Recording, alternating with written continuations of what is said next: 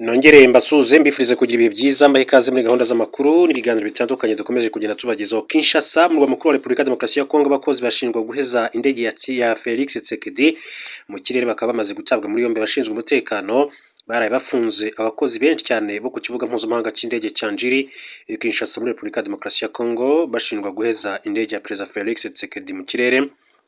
Indege ya DRC 001 yari itwaye Perezida Felix Tshisekedi yageze mu kirere cy'i Kinshasa mu ijoro ryo ku itariki ya 10 rishyira ku itariki ya 11/2025 ubwo yari avuye mu ruzinduko rw'iminsi ibiri yagiriraga muri Kazakhstan.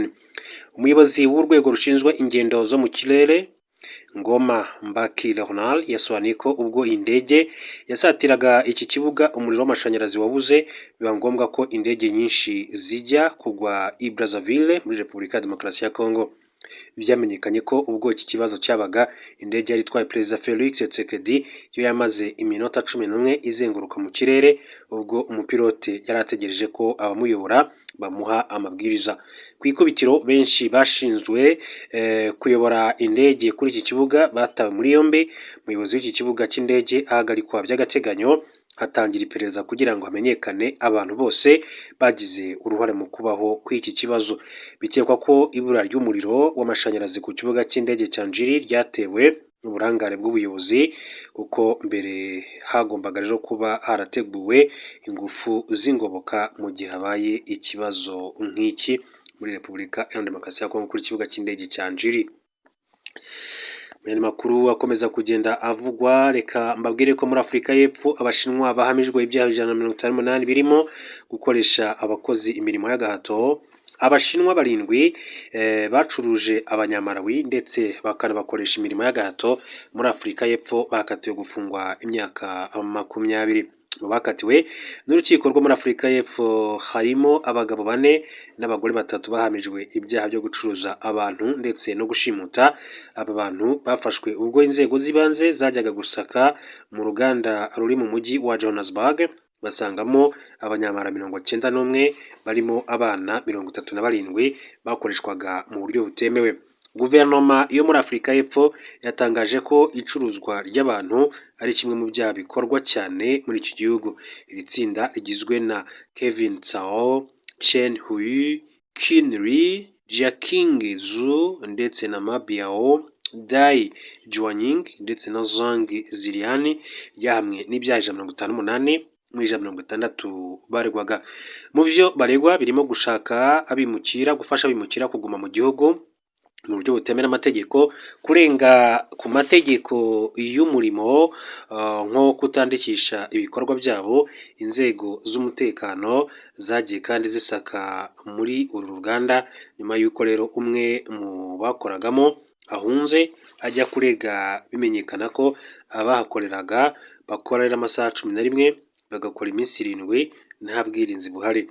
Aba bakozi bahembwaga umushahara uri hasi cyane ugereranyije n'umushahara fatizo muri iki gihugu usanzwe ungana n'ipawundi 1.60 n'idolari 1.64 ahwanye n'amayero 1.22 ku isaha, kandi iyo basabaga ikiruhuko umushahara wahitaga ufatirwa. Amategeko agenga imirimo muri Afurika y'Epfo agaragaza ko umukozi atagomba gukora amasaha arenze 9 ku munsi, ndetse baba bafite uburenganzira bwo kuruhuka buri cyumweru nibura amasaha 36 kereka habayeho andi masezerano nk'uko amakuru akomeza kugenda abivuga. Reka duce muri Ghana mbabwire ko Ghana yemeye kwakira abimukira birukanywe na Leta Zunze Ubumwe za Amerika. Perezida wa Ghana John Dramani Mahama yatangaje ko iki gihugu cye cyemeye ubusabe bwa Amerika bwo kwakira abaturage bakomoka mu bihugu bya Afurika y'Iburengerazuba birukanywe muri Leta Zunze Ubumwe za Amerika. Kuri uyu wa gatatu tariki ya 10/2025, Perezida Mahama yavuze ko abantu bagera kuri 14 bamaze kugera muri Ghana. Muri ubu buryo harimo Abanyanigeriya benshi bamaze gusubira mu bihugu byabo.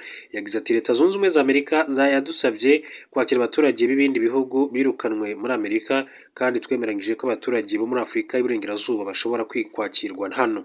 gahunda yo kwirukana abimukira muri Leta Zunze Ubumwe za Amerika ni imwe mu ngamba zikomeye cyane Perezida Amerika Donald Trump yashyizeho mu rwego rwo gukumira abimukira binjira muri iki gihugu badafite ibyangombwa, aho abantu magana bamaze kwirukanwa berekeza muri Panama, El Salvador ndetse na Sudani y'Epfo.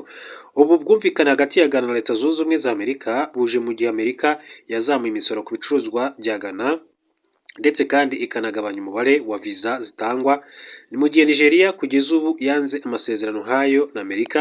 Muri Kamena ubwo yasabwaga kwakira abanyavenezuela, Minisitiri w'Ububanyi n'Amahanga wa Nigeria Yusuf Tegal yatangaje ko igitutu cya Perezida Donald Trump kitazatuma Nigeria yemera kwakira abanyavenezuela bafungiye muri Leta Zunze Ubumwe za Amerika. Reka amakuru yacu tuyasoreze kuri iyi nkuru, mbabwire ko Ubwongereza bwirukanye Peter Mandelson wari ambasaderi wabwo muri Leta Zunze Ubumwe za Amerika nyuma yo kumenya ko yari afitanye umubano udasanzwe na Jeffrey Epstein wahamijwe ibyaha byo gusambanya no gucuruza abagore n'abana b'abakobwa. Icyemezo Leta y'Ubwongereza yafashe kuri wa kane tariki ya 11 Nzeri 2025 nyuma y'uko Bloomberg ishyize hanze ubutumwa bwa email Peter Mandelson yoherezanyije na Epstein. Kuwa mbere tariki ya 8 Nzeri 2025 nibwo abagize inteko ishinga amategeko muri Amerika bashyize hanze igitabo gikubiyemo ubutumwa Epstein yoherejwe n'abantu batandukanye muri 2003 ubwo yizihizaga isabukuru y'imyaka 50. Muri iki gitabo hagaragaramo ubutumwa bwa Peter Mandelson avuga ko Epstein ari inshuti y'akadasohoka. Nyuma y'ubu butumwa, Minisitiri w'Intebe w'Ubwongereza Keir Starmer yagaragaje ko agikomeye cyane kuri umudipolomate, ashimangira ko nta gikuba cyacitse. Nyuma y'amasaha make ibintu byahinduye isura biturutse ku makuru Bloomberg yashyize hanze igaragaza ubutumwa Epstein yagiye yoherezanya na Peter Mandelson mu bihe bitandukanye. Muri ubu butumwa hari aho Mandelson abwira Epstein ko amushyigikiye mu kirego cyo muri 2008 kijyanye n'ibyaha byo gusambanya abagore ndetse no kubacuruza. Ubu butumwa bugaragaza ko Mandelson yakomeje yo gushyigikira ko kugirana umubano na Epstein nyuma yo guhamwa n'ibyaha byo gusambanya abagore. Ubwongereza bwavuze ko bwirukanye Mandelson nyuma yo kubona ko umubano yari afitanye na Epstein urenze uwari uzwi mbere yo guhabwa inshingano. Jeffrey Epstein yari umunyemari ukomeye cyane watawe muri yombi muri 2019 akurikiranyweho ibyaha bikomeye cyane birimo gucuruza abana bato hagambiriwe kubashora mu bikorwa by'ubusambanyi abifashijwemo na Ghislaine Maxwell bigeze gukundanaho nawe waje gukatirwa muri 2021. Epstein yapfiriye muri gereza nyuma y'ukwezi bivugwa ko yiyahuye, gusa benshi barakemeza ko yishwe kugira ngo hatagira amabanga amuvamo.